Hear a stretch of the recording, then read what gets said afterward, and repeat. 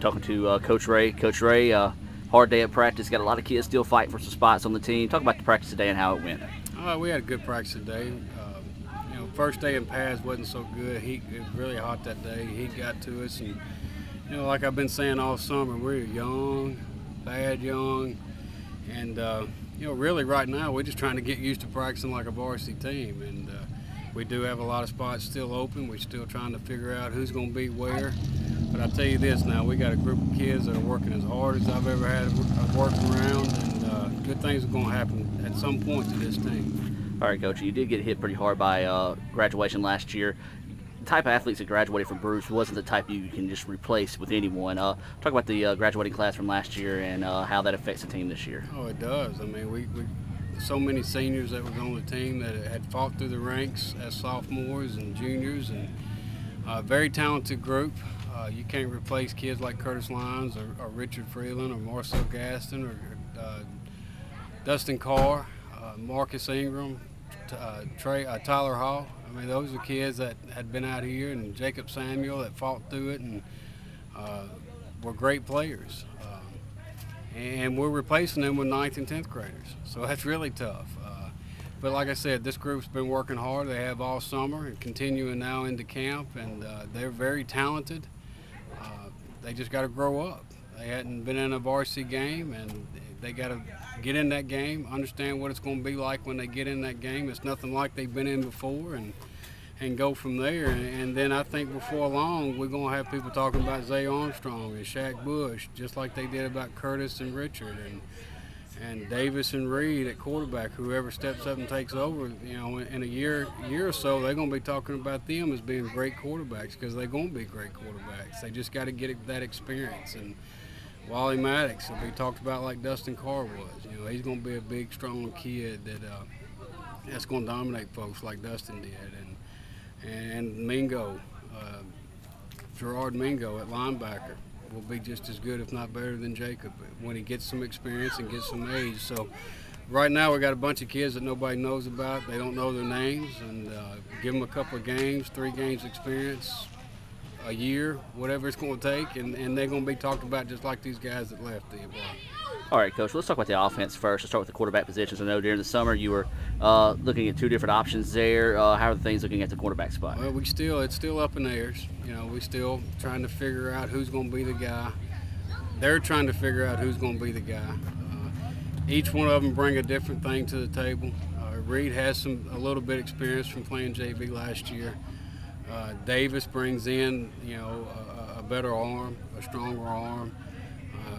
But he makes a lot of mistakes in the running game right now. So, we're still battling out there. Don't know if we're going to know when it comes time to play. It could be that we just throw both of them out there and see how they react in the game. But those two are fighting hard, and they're fighting for each other as well as fighting for a starting job. And they both know who's not the starter will go play another position. So they're going to both be on the field. They're both great athletes.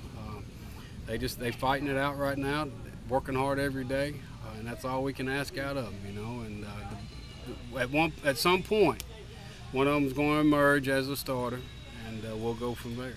All right, Coach, and of course Richard got the spotlights last year in the running back position. Big shoes to fill there. Talk about the running back spot. Well, first of all, you can't replace a kid like Richard. He was a talented, one of a kind. You just don't get him to come around like he is, and he's doing well at Jacksonville State. I talk to him all the time, and he's fighting out for playing time. He's going to get to play as a freshman. They don't think they're going to redshirt him, so that just tells you right there again what type of kid and athlete he is. But as far as what we got coming up, we had a transfer from Lumberton, moved in last January, Nick Smith. He's probably the fastest of the backs that we got. He's really fast. Then you got Demetrius Evans that's been around us. He's played some JV for us in the past. He's a really solid runner as well.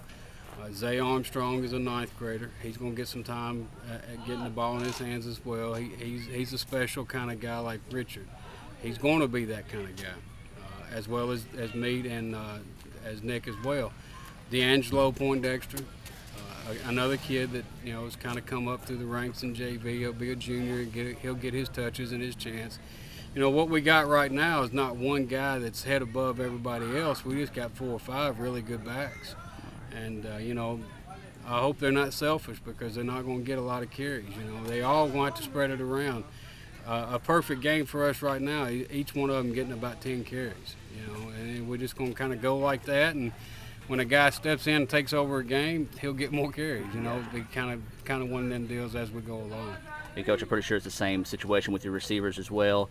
Talk about the receiver core right now. Well, I'm going to tell you what now, we catch the ball probably as good as any crew of receivers that we've had. You know, we just don't have the speed out there that we've had in the past. But, you know, Tiny Moore, as a kid that's come up, will be a junior. He's not going to beat you with his speed, but he'll catch everything that's around him. You know, he's going to get us his tough yards. Possession type guy, receiver. Shaq Bush is a 9th grader that's got as good a hands as I've ever been around. He will not drop a pass. Now I'll say that, and he'll go out and drop the first 10. Gotcha. But he's got great hands and decent speed. Rashad Turner's another 9th grader, big tall guy, 6'2", and pretty decent speed. As well as we're going to move our backs and line them up out there as receivers and throw the ball to them. So we got a good group of receivers. They coming on. Davis and Reed, when one of them's not at quarterback, they're going to go out and play receiver as well. So that'll be another good targets out there for us. So I'm really pleased with where our receivers are and what we got coming. All right, we'll talk about some of the names we should be on the lookout for on defense next season. You know, that's a good question. We're trying to figure that out as well. But again, Gerard Mingo at linebacker.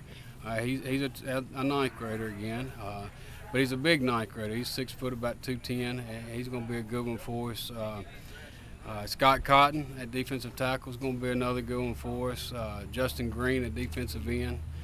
He's going to kind of emerge and make a name for himself. He's a senior that's been biding his time, waiting for these seniors to graduate, and he's kind of stepping up and taking on that role really well. In the secondary, got Tiny again going to go in the secondary and help us out. Zay is going to be as good a corner as we've had here. And Shaq at safety is really a hitter. You know, that's something that we haven't had in the past, is a true free safety that'll come up and hit you.